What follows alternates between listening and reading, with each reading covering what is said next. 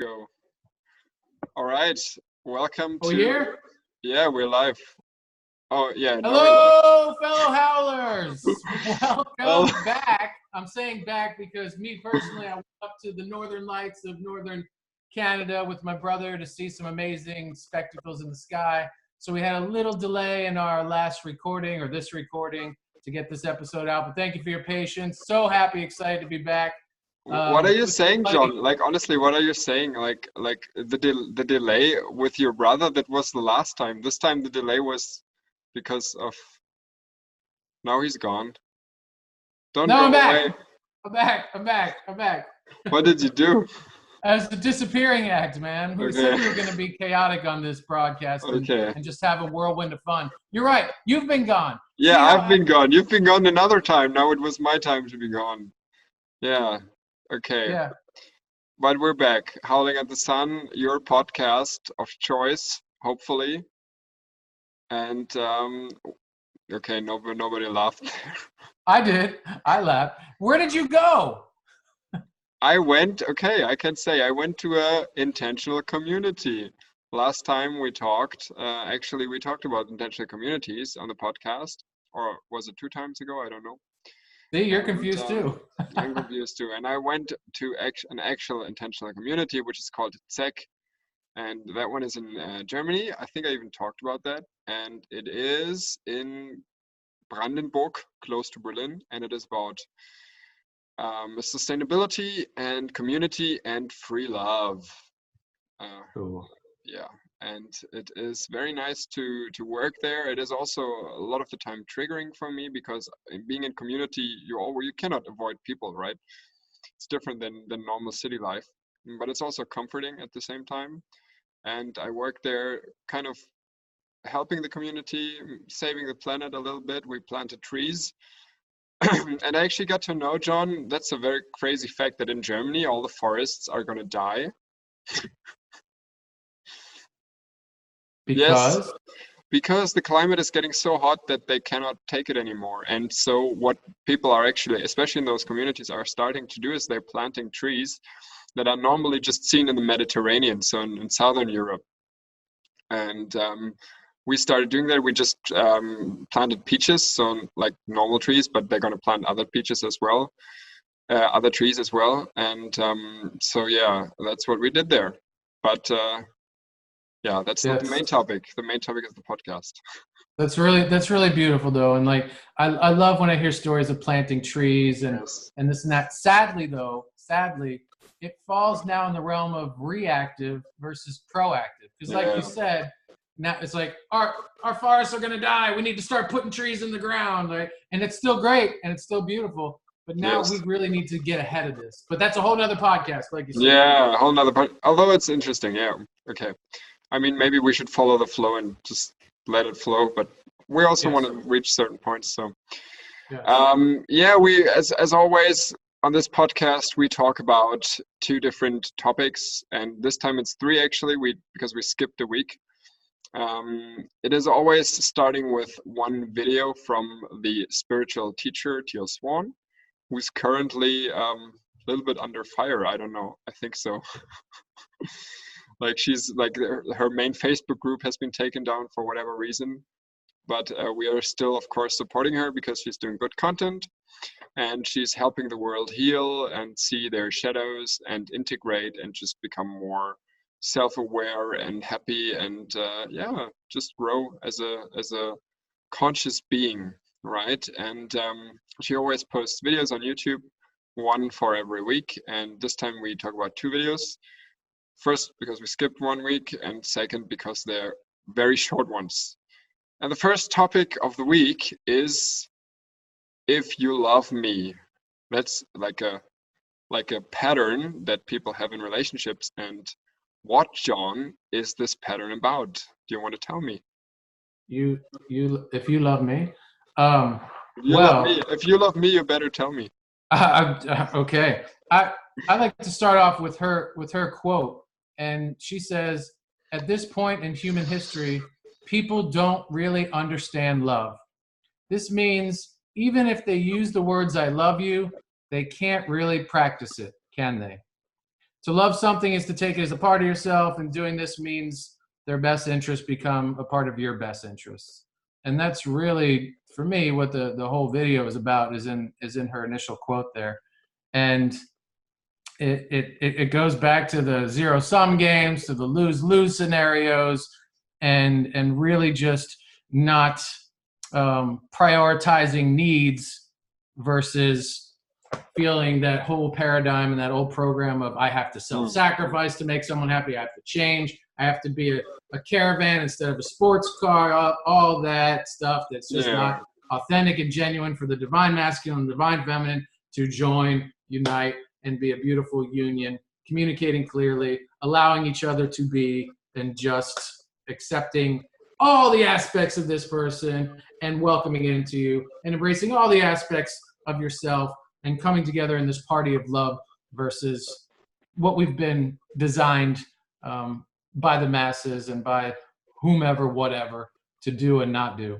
So we're trying to leave a mess behind and pave the way for a new future of coupling, of relationships, both romantic and friendships, by really just stop feeling like we have to do for other people, but wanting to do for other people, and coming from a place of genuine care versus, oh, if I don't do this, I'm gonna lose that, and if you don't do this for me, then you can't have that. And it's just so toxic, right? Yeah, it is. Actually it is. I want to emphasize and pick up on one point you said. It's like all about the programming, and honestly, like, just as I reprogram myself, like I speaking about myself personally, I've been reprogramming myself with new beliefs, like with the resolution of trauma, with all kinds of work that I do on myself. And just as I do that, I realize how fucking much this programming actually creates my standards and my ideas about life, and how I take all this programming for granted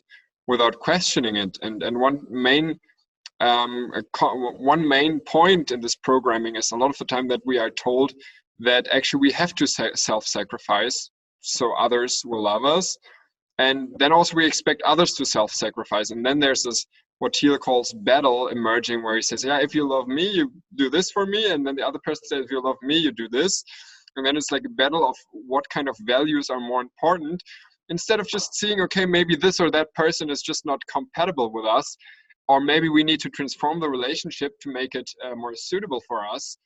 And this is just such a major shift, honestly. Like, John, I started like shifting in that in that manner a few months ago, I would say.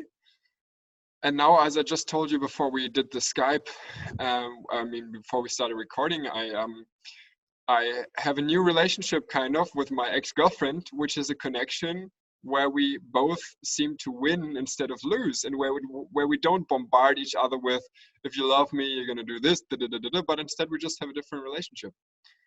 Yeah. And I did the same today with a friend, where I was like, dude, like I was meeting him, and he has a strong energy of taking presence in the room, and just like bombarding his energy out without even like taking in other energy. And I was like sending him a voice message saying, okay, I actually noticed this today, and I didn't say it to you because I couldn't in the moment, but now I want to say it to you, and it feels like I'm not being seen and validated by you, and we should talk about it.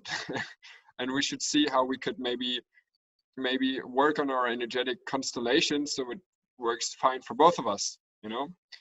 And I wouldn't have done that in a million years, just just a few years ago, right? I wouldn't have done that, because I would have just thought, okay, I like him, so I have to put up with that, right? Right. Instead of just thinking, okay, I don't like that situation, how can I fucking change that, or change the relationship, or end the relationship? It seems harsh, but that's what I'm moving towards right now. I'm not doing it always, but I'm doing it more and more.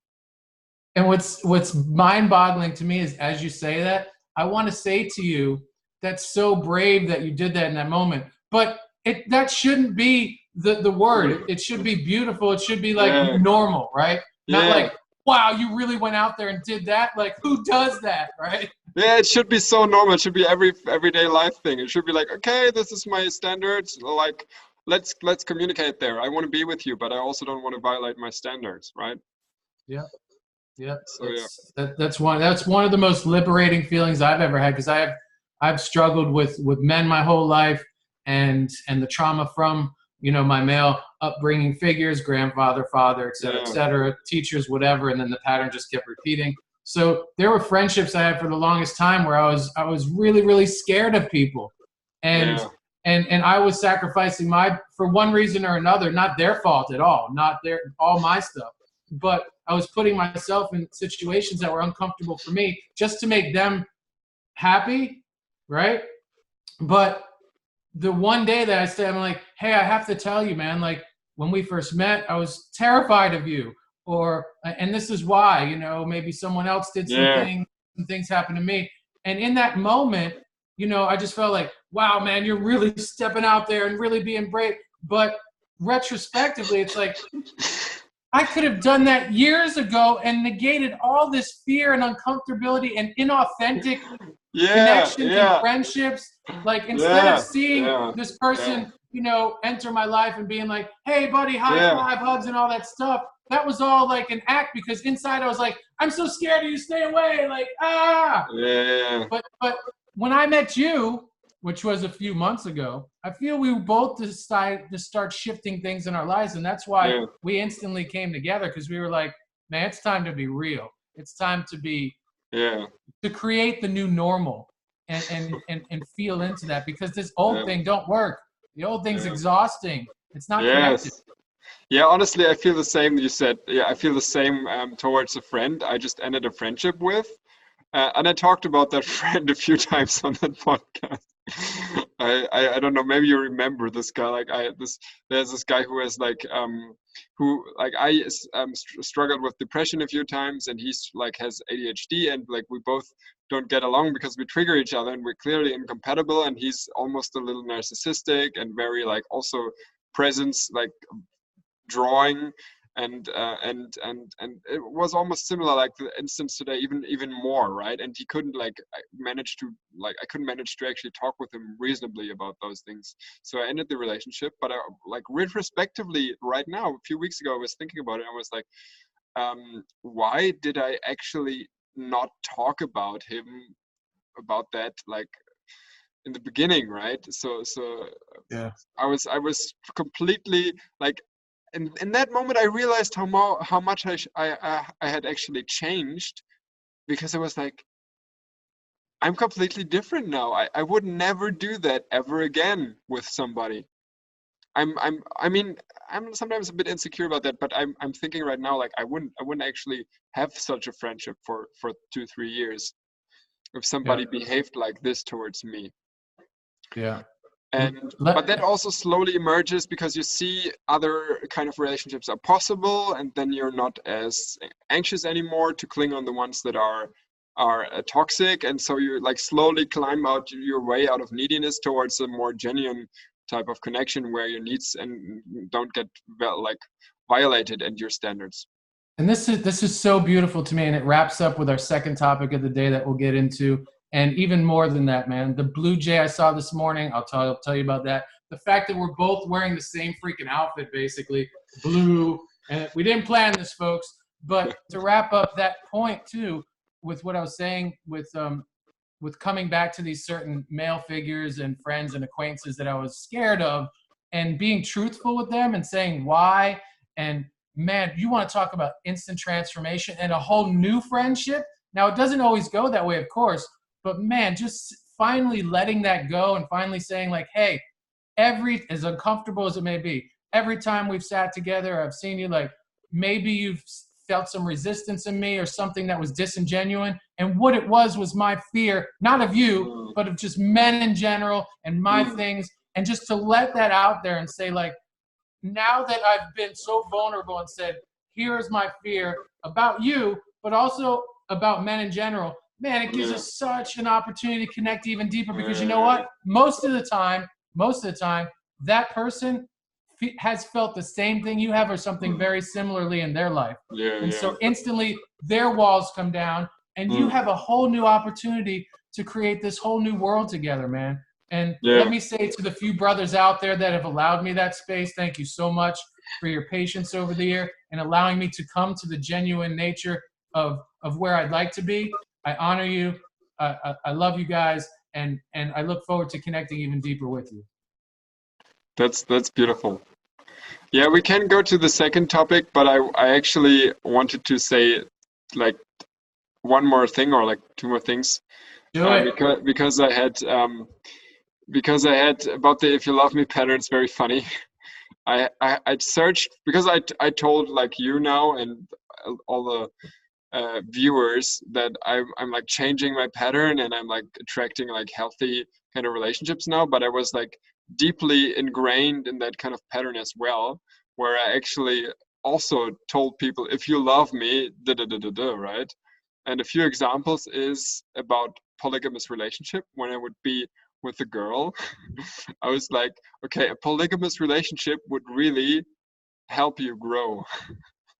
I would say that to women, when in fact I was the one who wanted it, and maybe she didn't want it, and I tried to convince her that she wanted it. So I was like kind of saying, if you love me, you're gonna do this relationship with me. Although it was more like I was more trying to convince her that it's her need instead of saying if you love me, but it's almost the same. Been there myself, brother. I feel you in that, man. I'm So so that's glad we're one. here. I'm so glad we're here with this new awareness, though, man. Yeah. So that's like and then there's another thing is no, you didn't stop. I thought you stopped, but you just froze your face. I paused in excitement. I was like, so one more example I want to give, then we can transition. Is the thing is, if you love me, you would spend more time with me. That's also a thing, right? Like there are certain friendships I have that I thought, like, okay, if you really love me, you would spend more time with me. But then I realized this person has another different kind of need of closeness towards maybe male friends, maybe people in general. And I didn't notice that, and I was like hunting them down almost for love and connection and meeting them. But then it's like, no, they sometimes want to meet, sometimes they don't. So I have maybe other friends who are like different, or more friends, or whatever kind of solution works for me. Yeah, and I'm kind of meeting a lot of people, and my partner included, and learning from them, to piggyback on your point, where a lot of us, like with my fear with men, I don't outwardly walk around and go, I'm scared of you, I'm scared. I don't tell people. I keep that very personally. So for a lot of people with their friendship connections, some people have like hyper, like sleep things, or hyper insomnia. Like my partner has something called IH, which is another a disease of like just being tired all the time or whatever. And so a lot of times it's hard for her to connect with people because of the expectation of the reciprocation. And so she wants friends, she wants connection, but she can only give so much. And when we can identify that might be the case in someone, not that they specifically have IH or some other type of energy depletion type of thing physically going on in their body, but maybe that's the time that we get from them. That's not only the amount of time that they're capable of, but maybe the little bit that they give us is 5 times more than they're even ever capable of giving us. So we're actually getting a gift from them, and we don't even realize how much they're giving us from what they don't even have in their reserve, you know? Yeah. And Teal, I do want to close with one thing too, unless you had something else. But Teal's quote, "Me and Teal, we love you," and this is beautiful right here. Love is not demonstrated by hurting ourselves for someone else's sake. Yeah. That basically sums it up. Yeah. That's awesome. Yeah. The next thing is the problem. The next video, and that was the one she uploaded almost 1 week ago. Tomorrow is going to be the next one. We have to prepare the next podcast. This last video was called "The Problem with What Resonates with You." And if you are watching this video, you probably have some kind of connection to some kind of spiritual community, and maybe, just maybe, you heard of that sentence that resonates with me. I mean, even non-spiritual people know that sentence. Pretty much the chance is almost 100% you know that. And if not, then let me explain.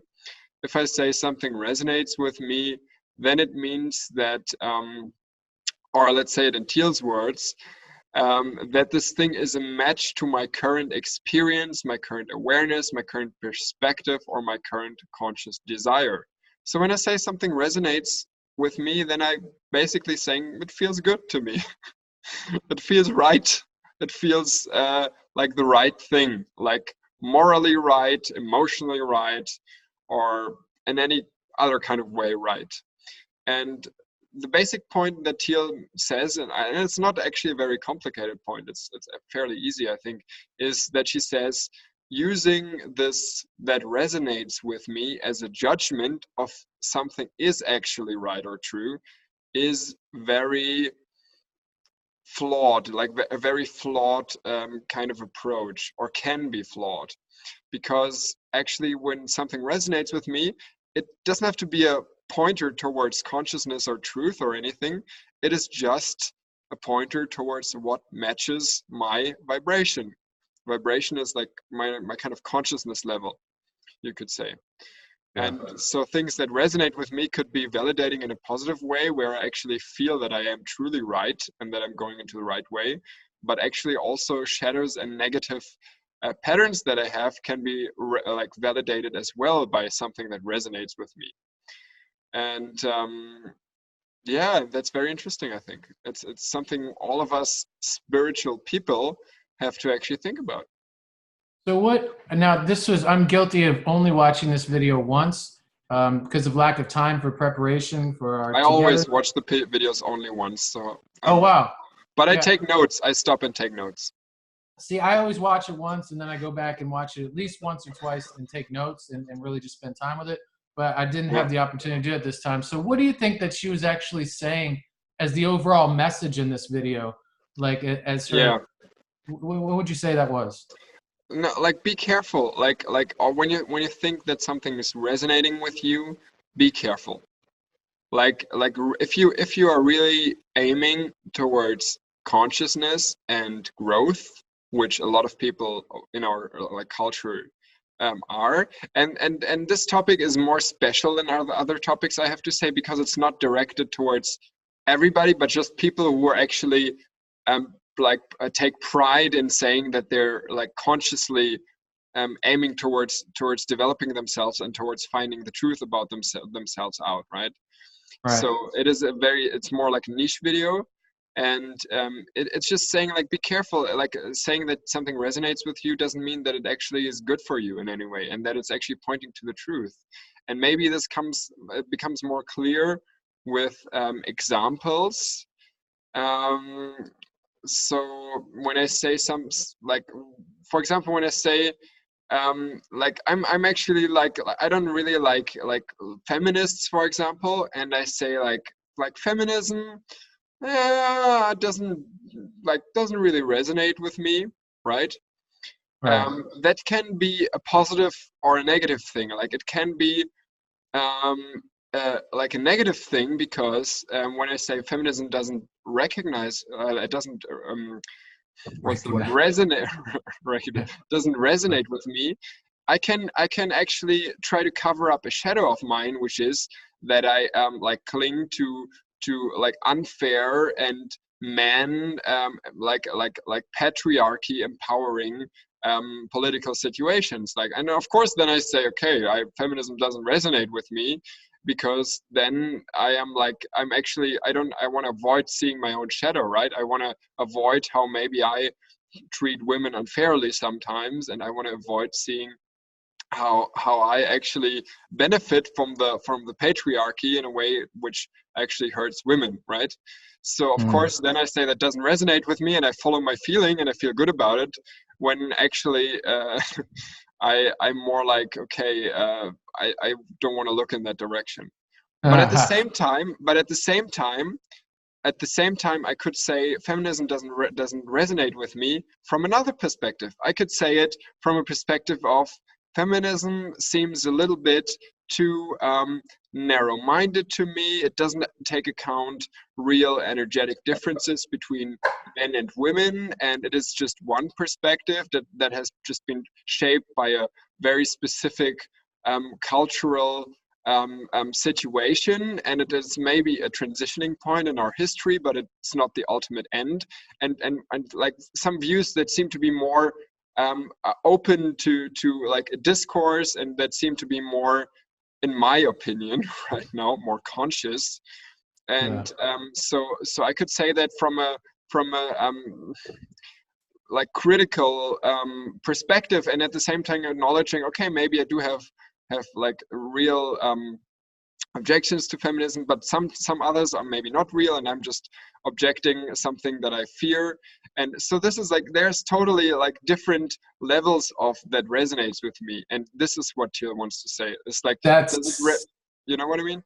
Yes, that's so. I love all the layers that you just injected into this, because I was actually, you know, just searching for like the simple understanding of what, you know, practically this meant. Like, do we stop saying this phrase or whatever? But the way that you just laid all that out, that really introduced a whole lot more to think about. And so very thankful for that. And as you were talking too, it made me find my simple answer. And what I run into a lot in the spiritual circles in days of the past and even presently is, you know, say, you know, I'm having a little fun with somebody, right? And I pull this card, right? And then I go to. We have to look it up actually, because maybe it means something for us. Oh, I'm going to, and it's card 46, by the way, from Teal's Blind Spot, right? So yeah, I have the same. Which is a great deck, and if you can ever get your hands on it, because I don't even think it's available online. So say I go to number 46, right? And this happens so much, especially maybe with people that you know, might be new to the whole explosion of consciousness, or in their awakening, might still be bypassing stuff like that. And this one is like, it's called the faulty compass. And if you have drawn this sigil, you are allowing emotional influence to guide you, but the emotion you are being guided by is not an accurate reflection of your actual personal truth or the actuality of the truth of the situation at hand. Essentially, you are allowing your emotion to cloud your awareness. Now, when I read that, was this 46? Was this 46, dude? Yeah. Because this is actually exactly pointing towards the direction of the what resonates with me. Which is funny, because someone else might say, no, I just pulled the card, man. It just like you had magic hands there, actually. Like, that was funny. Dude, you know the way that it works. But say I read that, right? And say someone was like, that card doesn't resonate with me, right? And that happens all the time. Like, I don't connect with that. Like I did something wrong, or I pulled something from the deck that must be for someone else, or that's for my mom. Like, that doesn't resonate with me, but maybe that's something, you know, my mom needed to hear, or maybe that's for you, you know, like. So yeah, I just kind of like you said, being careful with that phrase. Like, it doesn't, what we don't know, we don't know. Yeah. Good tarot deck. I used it once or twice as well. Yeah, man. No, man, it's not a tarot, it's Oracle deck. I'm sorry. Correctamundo. So, man, this really all spills together nicely for our topic of discussion that you chose. And let me just say, I'll let you introduce it, but let me just say, man, I have so much resistance to this for so many reasons, because it's difficult. Like, I didn't want to talk about it because I'm not going to know what to say, which is great because it's your topic. But yeah, that blue jay, when I took my partner to work this morning, the blue jay right across the windshield, right? And I love blue jays. And it reminds me of... What is a blue jay? A bird. Oh, okay. Yeah. And so, beautiful blue bird. White, brilliant. It's a reminder to me to speak my truth emphatically, without hesitation, and focus on the throat chakra, right? And here we are. We showed up, and you're wearing a blue collared shirt around your neck. I'm wearing a blue shirt. We have, like, matching. So lots of synchronicities. When we don't do our podcast like back to back, like 7 days, and there's a few days missing, or you travel or I travel, dude, I miss this. I miss you, man. And let me just say that when I got out of the car, there was a few minutes that, it's like rock stars. Like, I got to get back in the house, turn on the computer, and show up for Tobias and our Howlers, right? Right as I opened my front door, the blue jay was like, and it's a very specific call. It was no other bird. It was the blue jay. Like, hey, man, don't be afraid. Speak your truth. Share it with the world, because this topic is sensitive, man, and I'll let you take over. Yeah, I mean, I know why this topic triggers you. I have the answer, John, because you love humor, and you're funnier than me, to be honest. And and that's true, actually. Maybe even more funny in private. And you're more handsome than I. Yeah, see, so we have like two. But the thing is, Urban Dictionary says that political correctness, which is our topic, is the death of comedy. That's the definition on Urban Dictionary. Thank you, Urban. They finally got it right, Urban Dictionary. Yes. It's a very funny start, I think. No, we actually thought about talking about political correctness, and to be honest, I talked about our podcast, Howling at the Sun, with a few people because I told them, yeah, I'm doing a podcast, and then they asked me what it's about, and I was like, it's about spirituality, but also society, also psychology sometimes, and so definitely for one we have to find a good slogan or kind of a good description of our podcast, because we really like change topics, and PC culture or political correctness is not actually a spiritual topic, but it is a very societally relevant topic, I think, because it really is a reflection of our current cultural state and of our current societal morality. And I think I can, or I will explain that in a bit, maybe. Let's just start slowly. And I want to give a very nice Wikipedia definition of political correctness, because I think we're over the years where you couldn't use Wikipedia as a resource. So I'm just like boldly doing that now. And let's see if it resonates. Let's see if it resonates with the. Well, that was. Okay. Political correctness. You're right. I'm more funny. I'm so much more funny in private, man. I'm working on the podcast humor. Yeah. We should really share private voice messages here in public. Then like one day. Political correctness, commonly abbreviated as PC, is a term that's Wikipedia now, by the way, is a term used to describe language, policies, or measures that are intended to avoid offense or disadvantage to members of particular groups in society. In public discourse and the media, the term is generally used as a pejorative, which I had to look up, which means probably like a negative evaluation, with an implication that these policies are excessive or unwarranted. Since the late 1980s, the term has been used to describe a preference for inclusive language and avoiding language or behavior that can be seen as excluding, marginalizing, or insulting groups of people considered disadvantaged or discriminated against, especially groups defined by sex or race. Here we go. So yeah, for all of us who like want to hear the definition again, just go a few seconds back on YouTube or your favorite podcast platform. It was a long definition, and but it was also not that complicated. It just means like measures of language and behavior to actually stop offending people. This is my main take on that. And so I don't know, like I want to start with the question, John. Do you know South Park? Yeah. Well, here we go. Okay, South Park is definitely a TV show that is not always entirely PC, I would say, and I love it. It's really beautiful. And actually it lives from the fact that it does not want to be PC, and they even make fun of PC because they have, starting I think from season 11 or 12 or something, they have a new principal at the South Park Elementary School, and this principal is just called PC Principal.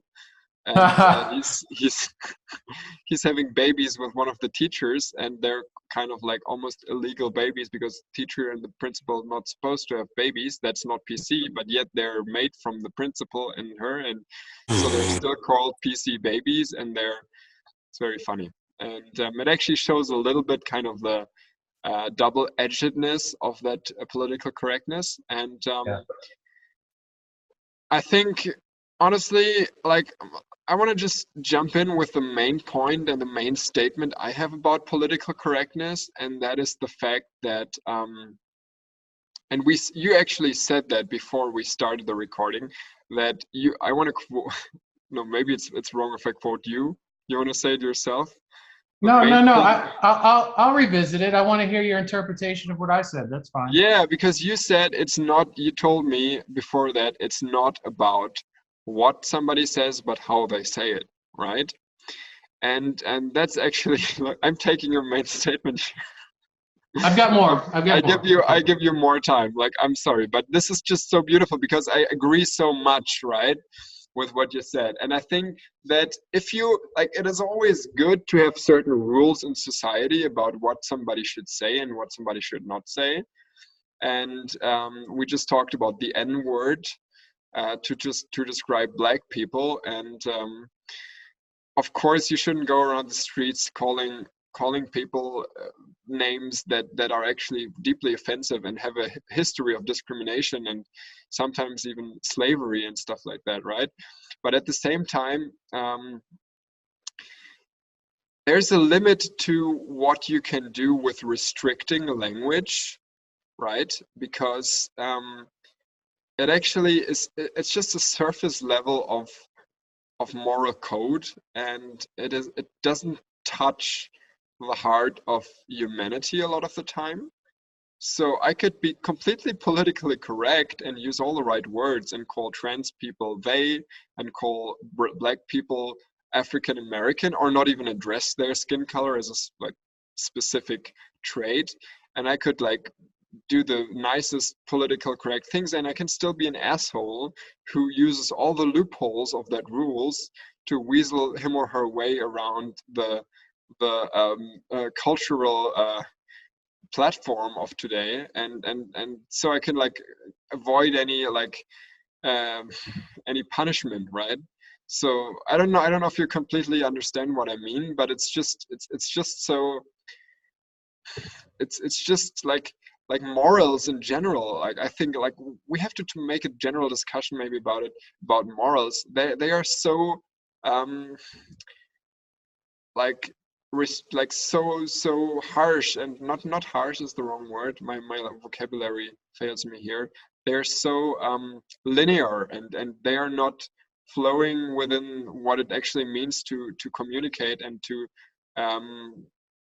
have a connection to somebody from the heart. Because I can call somebody really offensive names in a funny way and still still love them, right? And that's what political correctness doesn't like understand in a way. Yeah, it's such an exciting topic for me, but I even see some resistance as you're watching and following your words and your thoughts, and that's where it's tough for me, because I have this huge split within me. I love words. I love comedy. So your definition from Urban Dictionary was something I was going to touch upon, because I have so many friends that are stand-up comics, that are active, successful, aspiring. And I've been wanting to reconnect with them and ask them how this movement has been affecting them. And that's something I need to get to. But personally, I'm a writer. I'm a podcast co-host. I love words and expression. So when I hear something like, they're just words are also put together that turn into spells. And these are the spells, the magical spells that we cast upon the world that forever change them. So words, each word, each letter is filled and fueled with power. So much like we need to watch when we say we resonate with something, I feel like there's a split again here. That today I almost need to watch my every letter and word that I put together, and these spells that I'm casting, these dialogues that I'm creating with people, because they are so powerful and charged and sensitive. But at the same time, I don't want to have to think about what I'm saying, that I'm going to offend someone. I just want to be. And if I'm just being and flowing and in the moment, that is a wonderful connection. But if I have this heaviness and this burden of this word's wrong, that phrase is wrong, be mindful of this, be mindful of that, I'm torn in so many different directions that it's become almost impossible for me to flow the way I like to in conversation. I find myself now, what's very frustrating to me is even when I type a message on social media, I can delete and it's a lot easier, but I'm like, can I put this out there? Is that okay? Is this too far? My partner does the same thing. She's like, she'll show them, she'll like, do you think this will offend anyone? And that breaks my heart because she is the most precious being I've ever met that graces this planet. She's got such a tender, pure heart. She'll never hurt anyone, but she's checking in with me.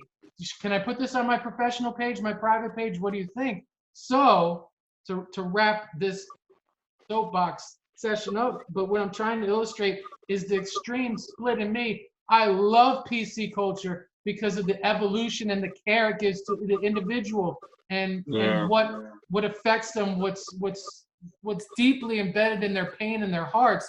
But at the same time, I hate it because it's so restricting and like, so let me take, for instance, I wrote down something. When I was much younger man, like 20, like your age, like racism really just, I had so many friends, so fortunate from around the world, from every race, creed, color, sexual preference, whatever, right? Like, it's been bountiful for me and I'm forever thankful and open for more of that experience. So it really, as I'm watching friends be stepped on and disrespected and this and that, racism became a thing for me that just fueled the pen. So I wrote a lot of poetry around that subject, right? And one phrase that just I like to share because for me it was a good poem and I don't mind sharing. I said, it starts off, imagine a man, red, black, or yellow. These colors would create a scary fellow. Like purple, pink, or fluorescent blue, skin does not exist in such a hue. So I've never, look, there's disclaimer, there's no offense to anyone that loves or identifies with this label of being a black person or a black woman, a black man. But for me, there below this Zoom screen is black. I've never seen a person with that color skin. So what my point is that I've never seen a person with yellow skin. If they're yellow, then they're jaundiced and they're about to die. Like the extreme labels we put on people and stuff and these categories are very segregating, right? And like black, like dark, like I'm not white. Look at my skin. This isn't white. This is white, you know, like I'm tan, I'm olive, I'm Italian. This is white. I am not a white man. And again, guys, disclaimer, my perspective, my language, my poetry. So I hope no one, and here I am again, I hope no one takes any offense. But that's funny, right? It's funny to say, like, it's funny that nobody says it's politically incorrect to call people white. Right.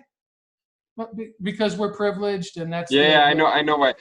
Can I say, like, I had like some ideas here, and I first want to start with another, because I also said what political correctness can destroy, but I also want to jump on the train of saying what it's good for now, because you said that as well. I heard this TED talk by a comedian, and he said political correctness, there was a question of the TED talk, is it like destroying comedy? And he said that actually it is pretty good, because comedy, like political correctness is good, because comedy is something that also changes. And he says that especially like when comedians get on Netflix, which they now do, and get on public TV channels or have bigger audiences or have Instagram or Twitter accounts, they can reach many, many more people. And so they have a very, very big audience and also responsibility to not offend certain people and to actually do something that's morally right. And in that moment, I'm actually completely for him, because it can be dangerous if you like install certain practices of discrimination in society just because somebody who is like famous wants to, like, I don't know, hit their kids or hates black people or whatever. So on that point, I'm actually like, I see why political correctness is a good thing or can be a good thing. And then at the other hand, it can be also limiting. And then I asked myself also while we're talking, when can it be limiting? And then I thought, okay, it always depends on why people are using political correctness, right? And that's the main thing. If they want to protect certain minorities, if they want to like make discrimination disappear, or bring more love into the world, and carefully remind people to be more careful about their language and stuff like that, then I think it's a good thing, right? But then also it can be used as a weapon in and of itself. And this is where it gets a little bit tricky, because I don't know, there's a very controversial bless you, very controversial psychoanalyst and professor at, I don't know, one certain American university, I don't know which one, and you probably know his name. He's called Jordan Peterson, and you know him, right? Okay. So he has he's very, very controversial, and I would say that I am not like, I personally don't agree with all of what he says, but he definitely has some interesting points. And also there's one thing where he says he doesn't want to be forced to use gender pronouns like they on transgender people, and this actually sparked a big controversy and stuff like that.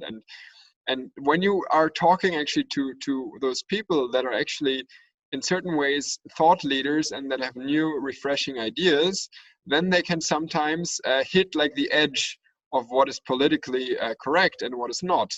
And then you have a choice of saying, okay, I want to actually talk to this person, or I just want to call him politically incorrect, and he's just a racist, chauvinist, privileged white male. And then I use my own politically correct way of discriminating him to actually like move him out of the political debate, right? And and this, I think, is not a good way to have discussions with people, when you use political correctness as a weapon. And sometimes it actually takes a lot of self-reflection to see when certain tools of language and communication are used in certain ways, and to always like recalibrate yourself towards love and connection, and wanting to really understand somebody in his language and in his words and in his meaning. It goes beyond just simply following political correctness rules. Yeah, I've never actually heard of that person. So Jordan Peterson, you never have heard of him? No. He's pretty famous in America, I would say, all over the world almost, especially with young men. Yeah. No familiarity for me, but I'll definitely put on the list of things to look into and learn more about. We can also like put a little video of him in the video description if we think about it.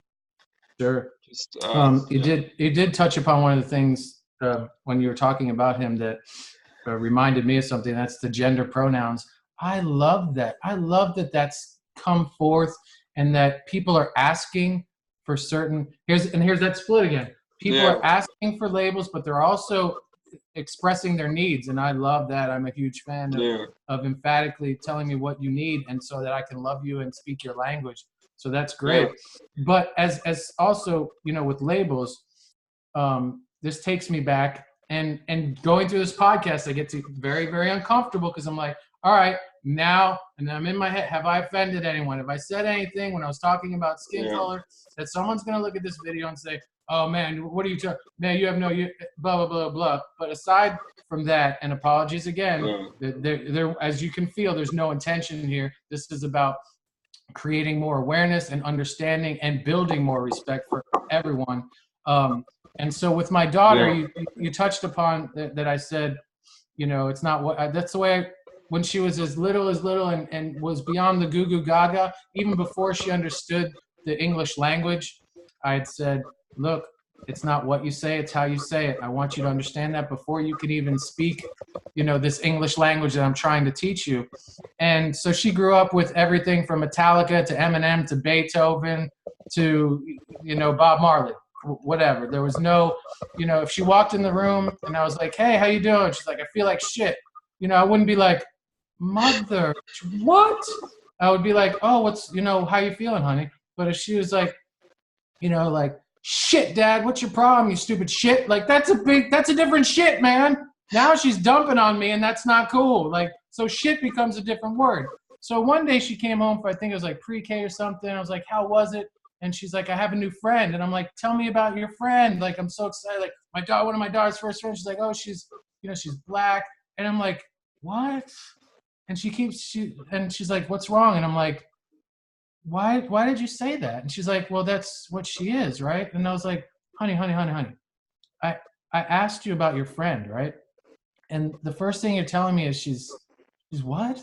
And she said it again, Dad, she's black. And I was like, look, I'm not saying what you're saying is wrong, but I want you to consider something. And I showed her something. I was like, is this what she looks like? Like, and why? Like, when she went home and her mom asked her, how was her day? Oh, I made a new friend. Well, tell me about her. Do you think she said she's tan, or she's like, she's white, or like so just think about this. And I'm like, maybe use, and this was years, she's 23 years old. So like 2 decades ago, I would say, maybe, if you wanted to say like she's African American, and this is me not knowing, to this day, I'm asking the audience, is it okay if my daughter says, or anyone says, oh, I have a new friend, she's black? Or should she say African American? Or something else, or nothing. That's okay. Thank you. That's my point. So my point is, ever since she was born, and even probably before that, I wanted to annihilate labels. One rich red rhythm pumps through all people, our blood, right? A harmonious proof that shapes us equal. That's another part of that poem. We all bleed red. There is no red men walking this planet. If I saw a red man, also known as a Native American, walking down the street, I wouldn't be like, hey, honey, look at the red man. I actually wouldn't even say, look at the Native American, right? So it's these words, but they're powerful. So there's a split. I love that we've challenged this as a society, but I don't want to ever hurt anyone. And I want to know moving forward what's best. And I think maybe you just said it. Maybe we don't say any of those words. Not that they're taboo, but we've evolved our language and our understanding and communication and appreciation and oneness, that vocabulary, that speech, all of that is gone. Or but you're actually touching upon a very important distinction there, John. That it's a difference saying like to your daughter, you like, it's okay if you say black, but just like, I just want to make you aware of this and that, right? Please, it's like creating awareness. Okay, like, why are you actually using those words? Like, what is the reason behind them? And then gently leading people to understanding the origins of those words, and that they're actually might be founded in discrimination, and just like leading them on the path of awareness. And that's very different versus just saying you are bad when you say the word black, right? This is like a world's difference. And right now, like, the whole political correctness movement seems more like really as some critics say, a police that tries to enforce things without ever giving, or like too seldom giving the proper explanation, and actually like the conscious guidance towards really realizing what our language does. Yeah, dude, my daughter's 23, so 20 years ago, this was a discussion, and we're still. It's different in my approach, like you said, like, and in that moment, I wasn't condemning of her. Damn, it's just kind of like, wow, this is where we are today. How do we move forward? And since then, I think our communication and her in general, I've watched her as a young lady evolve, develop, and like in her friendships and the way she communicates, the way she says things, the way she thinks about things, and it's exciting. But I still think I still think we're at a turtle's pace, and as far as the PC culture is concerned, and as far as this topic is concerned, I'm still like shaking inside. I'm still like, because it's so, wow, it's so delicate to me, man. Yeah, we have to, it's funny, like, we have to talk about that and lose, I think, in my opinion, we have to lose a bit of that delicacy. Like, we can swing it a little bit into the other direction, because if we're like if we're too afraid to actually like talk about certain things and use certain words, we cannot actually discuss how to use them, right? Because then we like avoid the topic altogether. Yeah. And well, let me ask you. Okay. On that note. So before the podcast, we do our quick little get together, and what are we going to talk about? And let's get going. Here we go. Right. So I mentioned that I was thinking about putting a video on someone's timeline, someone that we both care much about, and that may have needed this expression to just to vent, right? And so the long story short is, it was a rap song by NWA. And I'm like, I really just wanted to drop "Fuck the Police" on her timeline. But I'm like, I'm like my partner, can I do this? Is it too far? Is it affect? Like, not only is what people are going to think, but what is she going to think? Is that going to be okay, even though she likes rap? She's going through a tough time right now where there's a lot of injustice and unfairness.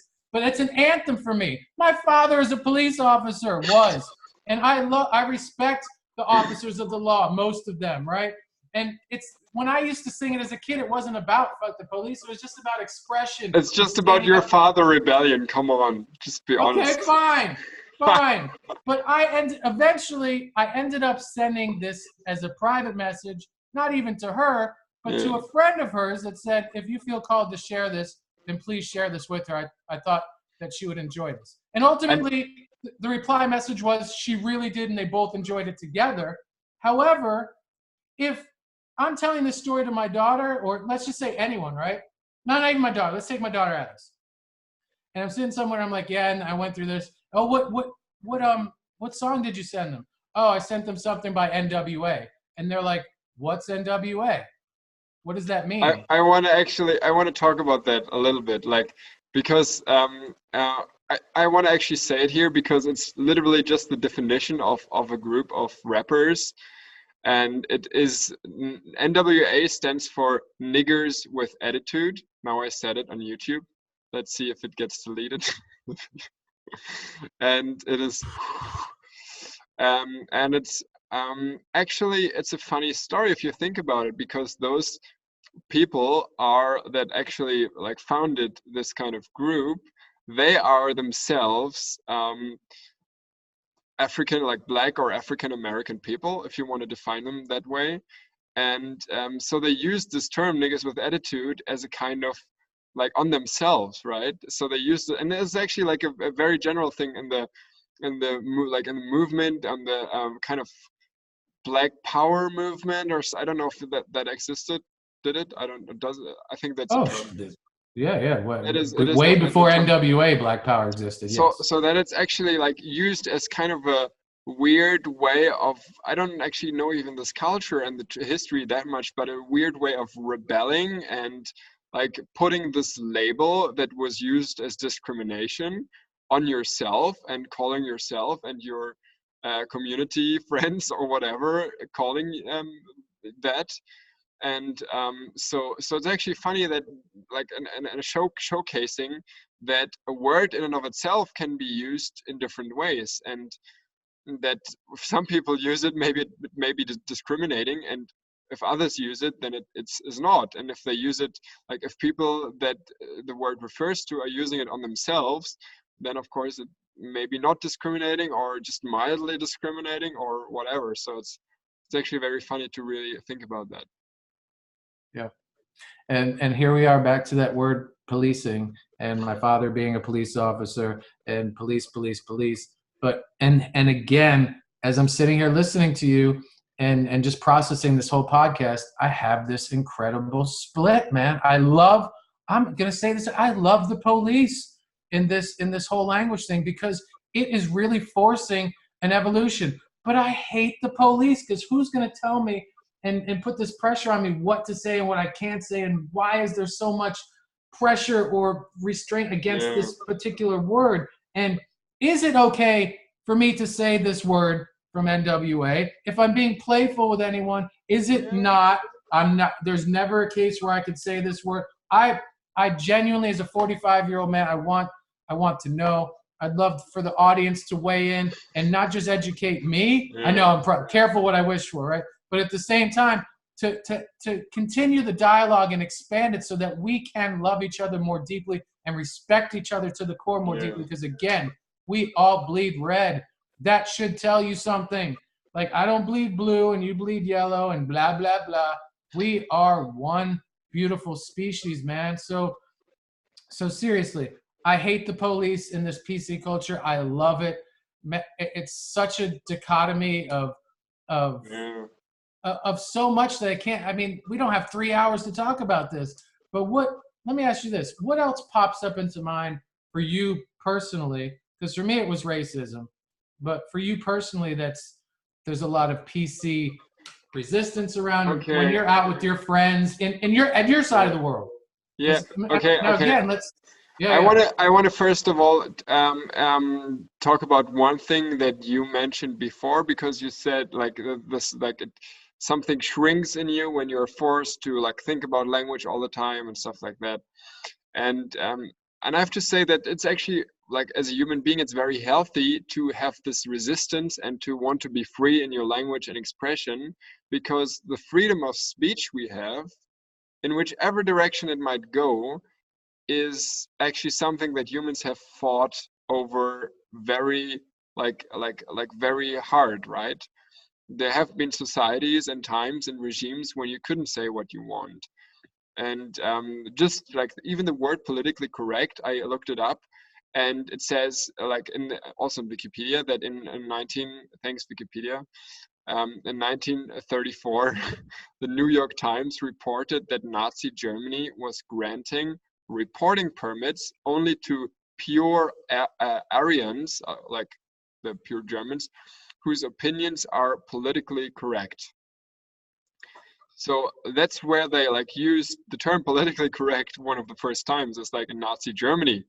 And of course, it is a totally different thing, totally swung the pendulum from one side to the other to compare Nazi Germany with actually the modern culture we have. But at the same time, there's always a risk of publicly enforcing certain terms and certain views of politics on people, and sometimes even disguising those views as language, right? And so I think, yeah, that just reinforces that there's always a balance between the good and the bad. And but you asked me actually what my view on political correctness is, and I have to be honest. I don't like the thing about racism. I said is not coming from personal experience, because I don't have personal experience, almost no personal experience with racism, because I live in a not in a country. Yeah, I would say I live in a country with, first of all, there are very few African German people here. We have like some Turkish, Arabic, and some Vietnamese people, for example, that are more common, I would say, in Eastern Germany or maybe Western Germany as well. But like most kind of discrimination is probably against immigrants, or yeah, I would say immigrants from especially from countries like Syria and stuff that come here. So I would say there is discrimination against them, and there you could use the term political correctness. But in which topic I stumble upon for political correctness is probably when it comes to men and women, right? When it comes to what you're supposed to say about women and about men and about feminism. And that is, I would say, pretty triggering for me personally, because I have some views that I would say oppose to a certain extent some feminist opinions, and I want to state them and I want to discuss them without being labeled as politically incorrect and not being able to discuss anything. So this is just a personal thing of mine. I found personal solutions for that, seeing that I actually, first of all, I'm more open to feminist views than I have been a few years ago. So I'm actually able to discuss and really take in the message of women that I talk with. But also, I would say that if I sense somebody being so much on an extreme side that they actually get very easily triggered with some more extreme things I say, I will gently decline the offer of the discussion, because I actually don't want to limit myself that much.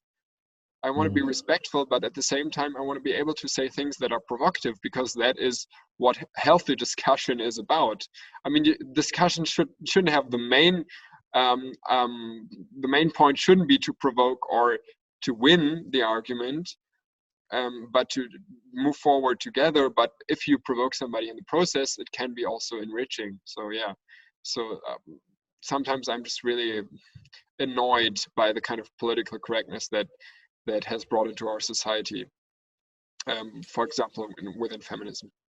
Let's keep having uncomfortable conversations. Let's keep challenging ourselves, like we talked about earlier. Me and then hug in the end.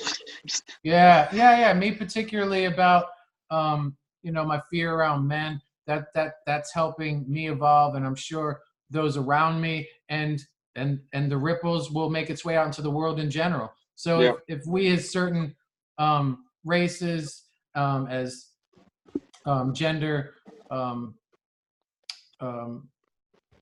sexual preference, and this and that, gender identification, LGBTQ, etc. If we continue all these, and see the way I stumble to make sure that I'm saying it right, because it's so precious to me, because words are so powerful. Like, I want to get, I'm happy that I'm uncomfortable. Let me just say that. Like, I'm thankful for this podcast, because it's really helped, and I can't wait to go back and watch myself and see the uncomfortability, but also learn from it too. And it's really, really precious to challenge ourselves. I feel right now grateful that I'm stepping in the waters of really, really just terror. And when you suggested this topic, I'm like, oh, okay. I'm like, I'm not ready for this. But we can only get closer if we really express what our needs are, what our stories are, what our history truly is. And I didn't learn about the history of any type of people from any country in any part of the world until after high school. And I read my own books, and I found my own friendships and own stories through the hearts, through the eyes. I saw the world, man. Living here in Orlando, I get to see the world without ever getting a passport, through the eyes of its travelers, and listening to their stories and learning about people, not from a school book, not from a program, or an ancient, antiquated way of learning that's just debilitating and enslaving, but through its people. So let's all talk to each other more. Let's all continue to post these videos and push each other respectfully and lovingly, so that we can more and more communicate with less and less words. Amen. I think that seems to me like a good finishing touch to the podcast episode. I love you, man. I'm talking to you. We should say some words, right? Oh, no, I'm talking to you. I'm not talking to I love the audience, but I mean, I love you. I can look. You need to know that. Accept it. Take it in. Yeah, thank you. I want to say the same to you, but I was told that taking things in first is even better. Yeah, man. Seriously, this podcast, like, we have 32 subscribers. That's a gift. If we had 1 subscriber, I would do this every week with you, man, because it's helping me as a human. It's helping. It's going to help my daughter, if she ever watches these one day, and I'm sure she's checked in here and there, man. So I'm not choking back a tear. I'm allowing it, because it's an honor to do this with you every week, man. To all of our listeners out there, I just, and you can close it out, Tobias, but I just want to remind you to always listen to the sun, because it's always listening to you. Well, that was heart touching.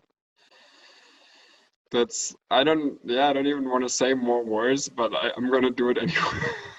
Do it. I'm gonna do it anyway. Yeah.